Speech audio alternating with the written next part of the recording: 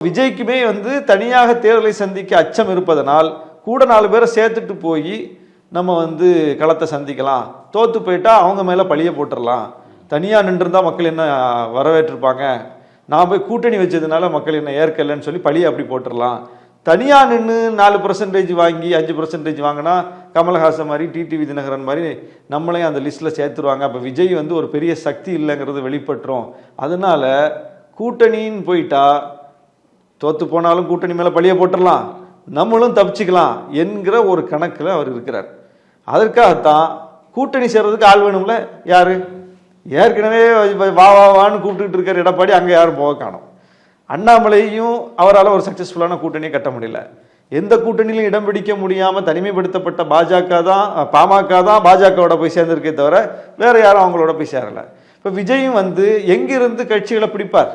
சைனால இருந்து இறக்குமதி பண்ண முடியும்? சைனால பொருட்கள் இறக்குமதி பண்ற மாதிரி, ஜப்பான்ல இருந்து இறக்குமதி பண்ற மாதிரி கட்சிகளை இறக்குமதியா பண்ண முடியும்? இருக்கிற கட்சிகள்ல இருந்தாலும் 4 கட்சியை பிடிக்க முடியும். இருக்கிற கட்சிகள்லாம் எங்க இருக்கு? 7-8 கட்சி திமுகவோட தான் இருக்கு. அப்ப திமுகல யாரை கழட்டினா அந்த கூட்டணி உடையும் அப்படின்னு கடங்க போட்டு பாக்குறாங்க. இவங்களை கழட்டிட்டா இவங்க தான் கொஞ்சம் முரண்பாடா பேசிக்கிட்டு இருக்காங்க.